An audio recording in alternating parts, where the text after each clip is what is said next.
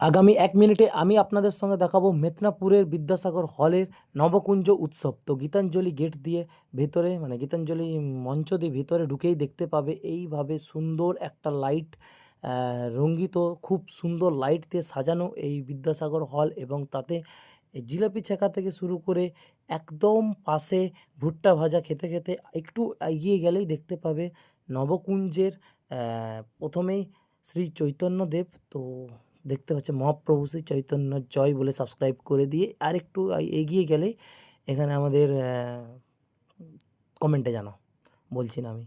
তো তারপরে দেখতে পাচ্ছ পুরো মাঠটা খুব সুন্দরভাবেই ডেকোরেশন।